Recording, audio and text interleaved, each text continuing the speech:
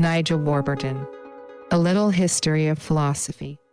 Narrated by Matthew Quincy and Gwyneth Paltrow. Summarized by the BookBite team. There are some questions the human mind is drawn to again and again. How should I live? What is truth? Should I fear death? And how should I treat others? These are questions that thinkers have grappled with for millennia, and their struggle to provide definitive answers has enriched and enlivened philosophy for years. Sadly, many readers are daunted by philosophy. Philosophers often write in obscure language and use highly technical terms. They build on their predecessors' arguments and often assume we possess extensive expertise. In short, philosophy is rarely an easy read. That's where these key ideas come in. Focusing on the most interesting of the many philosophers highlighted by the author, these key ideas present compelling ideas to live by in simple terms. Key point 1 of 7. Around 2,500 years ago, in the Greek city of Athens, an unclean and somewhat ugly man was regularly seen stopping strangers on the street. His name was Socrates, and he possessed one of the most brilliant minds in all of ancient Greece. Now, Socrates wasn't asking people for money. He was questioning Athenians about morality and the nature of truth, and he often found their answers to be one-dimensional and full of assumptions. Unfortunately, Socrates never wrote his ideas down, though one of his students, Plato, did. Most of the Socratic dialogues, for example, were in fact written by Plato. But Plato was more than a mere transmitter of his teacher's thought. He was also a formidable philosopher in his own right. The key message here is, Socrates and Plato asked profound questions that set philosophy in motion. Plato is perhaps most famous for the allegory of the cave. In this parable, people unschooled in philosophic thought are likened to captives held in a cave. Facing the cave's wall, they mistake the shadows they see for real life. The philosopher, on the other hand, is different. He can escape the cave and observe the world as it really is. This parable ties in with Plato's theory of forms. According to this theory, every physical object has an underlying and ideal form. The physical objects themselves, however, are mere approximations of this form, just as shadows on a cave wall are approximations of the objects casting them. Most people are distracted by the physical things they encounter in the world, just as the captives are distracted by the shadows. But to really perceive reality, to truly exit the cave, we must use thought, rather than just relying on our senses. For example, we know the characteristics of what makes a table: a flat top, one or more legs. But we can't always grasp the true form of a table, that abstract quality of tableness that transcends the physical world. Similarly, we might describe actions as good, but rarely do we have a clear idea of what the abstract ideal or form of goodness is. The ability to think in terms of forms, Plato proposed, was a skill exclusive to philosophers. He even recommended that philosophers should run society because of their unique wisdom. But some Athenians didn't agree. They thought that philosophers were disrupting the city's traditions, encouraging youth to disobey authority and neglect the gods. In fact, many Athenians made these same accusations against Plato's mentor, Socrates. In the end, Socrates was found guilty of corrupting the young. As punishment, he was sentenced to drinking a lethal poison. But his questioning spirit has inspired philosophers ever since.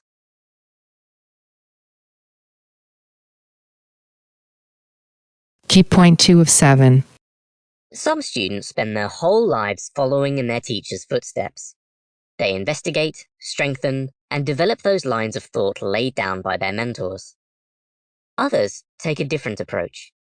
They strike it out on their own, discover new intellectual paths, and challenge many of their teachers' convictions.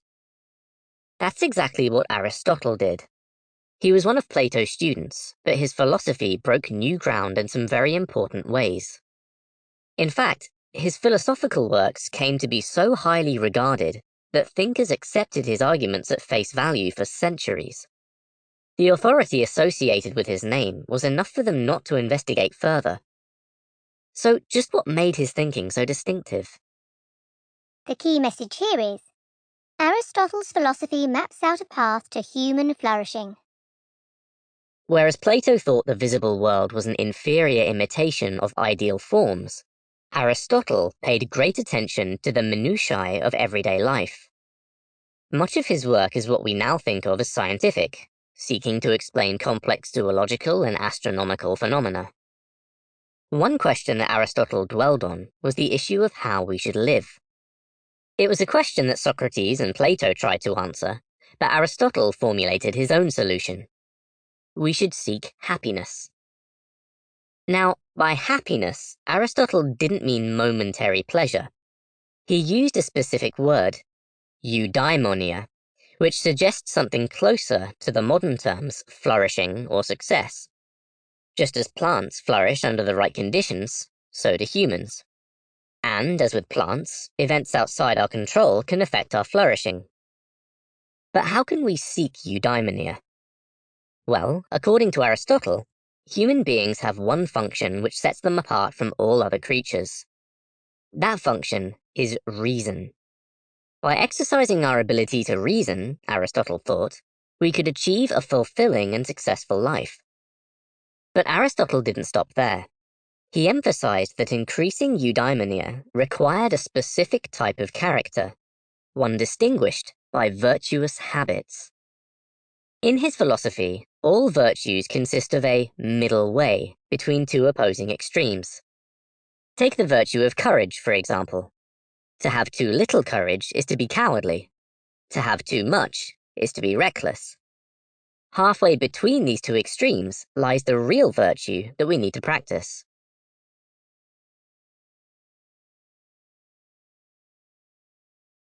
Key point 3 of 7. Most people don't like thinking about death.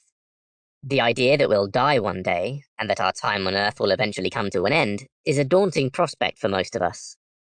But not for Epicurus, another philosopher who lived in ancient Athens. According to him, being afraid of death simply made no sense. Why?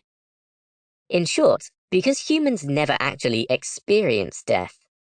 We die, of course, but we're not around to experience being dead after that, so it can't really bother us. Why should we fear something that we can't possibly feel or even be aware of? To drive this point home, Epicurus compares death to the time before we were born. Was that period scary and sad? Of course not. We simply weren't aware of anything, which, according to Epicurus, is exactly how death will feel. The key message here is, Epicurus recommended fearlessness in the face of death, and a life of simple pleasures. Pleasure was at the heart of life for Epicurus. What drives us, he thought, is the pursuit of pleasure and the avoidance of pain. For Epicurus, the best life contains the most pleasure and the least pain. But that didn't lead him to recommend a life of debauchery and hedonism. He recommended the opposite. Epicurus thought that we should try to restrain our desires and ambitions. That's why he emphasized the satisfaction that can be found in unassuming, common pleasures like friendship. This type of happiness is easy to achieve and doesn't depend on riches and good luck. It's available to everyone. Unfortunately, Epicurus's teachings developed a bad reputation over time. People forgot his emphasis on simple, wholesome pleasures. Rather, they thought that he'd recommend a life of cheap and shallow pleasure-seeking.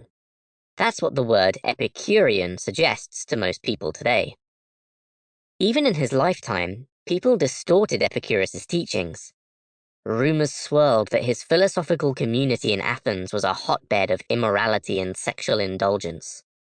But these accusations got his philosophy all wrong. What Epicurus recommended was a simple, ethical, and fulfilling life, enjoyed without any fear of death. And that remained a compelling message. Key point 4 of 7.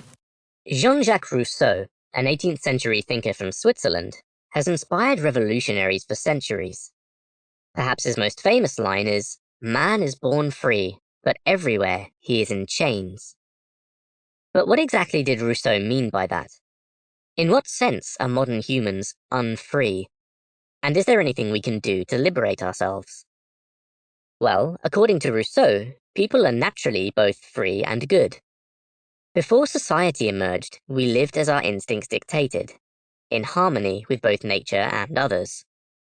But that changed when we left our natural environment and formed larger societies. Civilization ultimately led to corruption and the exploitation of the weak and poor. Or, in Rousseau's words, to the chains that restrain humankind. The key message here is, Rousseau sought to restore humans to a state of natural happiness. The question of how to undo this corruption occupied Rousseau for a long time. In 1762, he set out his solution in a work known as The Social Contract. In this book, Rousseau argued that society could be reorganized in a way that would allow people to be free and good once more. How? To answer that question, we need to examine one of Rousseau's philosophical advancements, the general will. The general will refers to whatever's in the interest of the entire community. If a decision promotes the welfare of all, then it's in accordance with the general will. If it conflicts with the welfare of all, then it goes against the general will. It's easy to think the general will is the same thing as the will of the majority, but it's fundamentally different.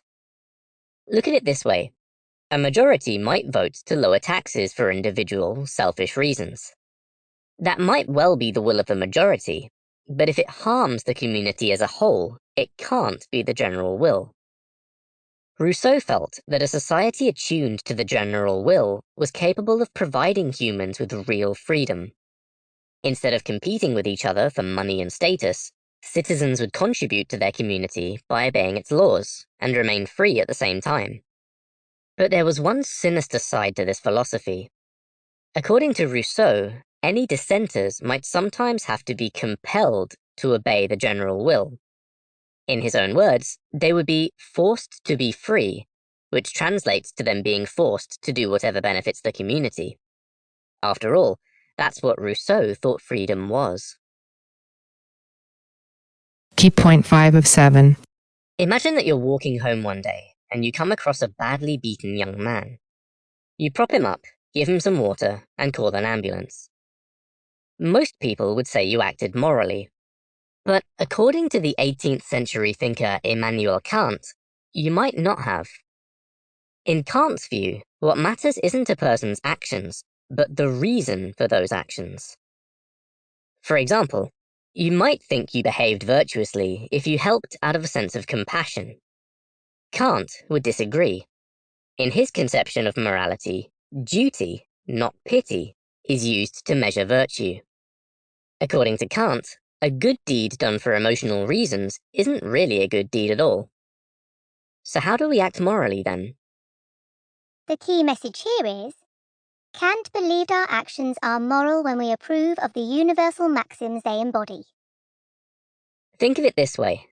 There are times in everyone's life when it would be advantageous to lie. Some days, for example, you might feel like calling in sick and taking a day off work when you're perfectly healthy. According to Kant, you should ask yourself a question first. Would it be good if everyone behaved like this? In this instance, you might make the question more specific and ask, would it be good if everyone lied when it suited them? If the answer is no, then Kant said you should avoid that behavior yourself. In other words, Kant believed that we should pay attention to the principles, or maxims, motivating our actions. So, if you avoid lying, then you live by the maxim that people should never lie. Kant argued that you're being moral when you live by the maxims that you think everyone else should live by. If you'd be happy for the entire world to emulate your behavior, then your behavior is truly moral. That's why helping an injured stranger isn't necessarily moral from Kant's point of view. If you rescue a beaten man because you feel pity for him, you're not acting out of a sense of duty. But if you help him because you believe we should all help those in need, then you're honoring your duty to live in accordance with moral maxims. Key point 6 of 7. The life of Friedrich Nietzsche, a 19th century German philosopher, doesn't make for cheerful reading.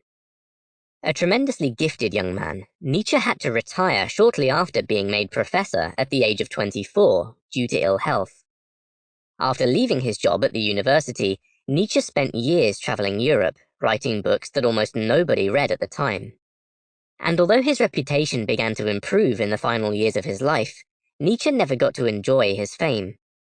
He suffered a total mental breakdown.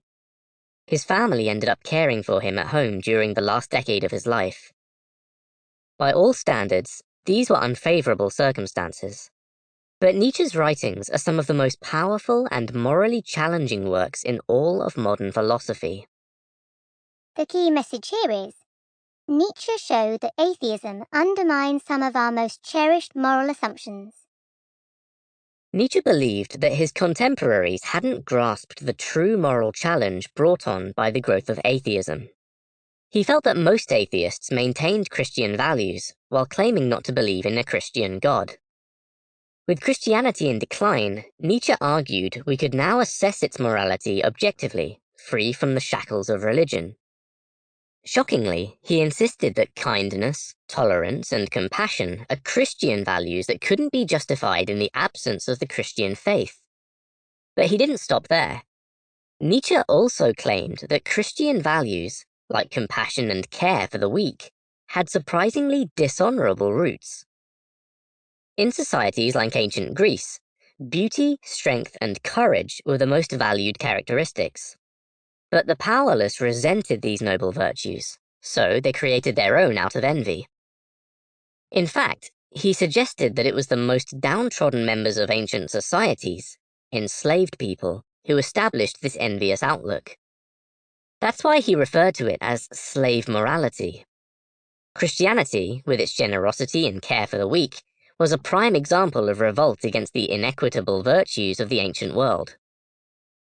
In late 19th century Europe, Christianity was on the wane, and Nietzsche posed a fearsome challenge to his contemporaries. If you no longer believe in the Christian religion, you must also discard the values that derive from it. The slave morality embodied by Christianity had had its day, Nietzsche argued. What would come next was anyone's guess. Key point 7 of 7. Most thinkers have a fairly exalted view of philosophy. And why wouldn't they? They spend years of their lives addressing questions that have bewildered other philosophers for millennia. They try to tell us what truth is, what society should look like, and how we should all behave. On the surface, these seem like pretty worthwhile tasks. But the 20th century philosopher from Vienna, Ludwig Wittgenstein, was a different type of thinker. According to him, most philosophical problems are actually confusions. And instead of trying to resolve them, philosophers just need to disentangle themselves from the intellectual webs they've woven.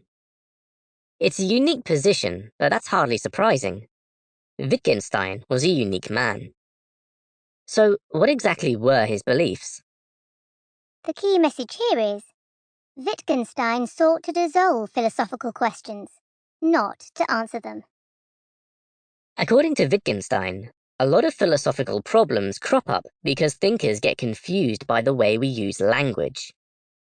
Instead of trying to get at some kind of essential and unchanging root underlying concepts like justice, reality, and the good, Wittgenstein proposed that we should think of words and language as tools to communicate things. Let's use as an example that ever-present question, what is truth? According to Wittgenstein, we shouldn't answer this question as a philosopher normally would, with an elaborate and confusing account of truth with a capital T.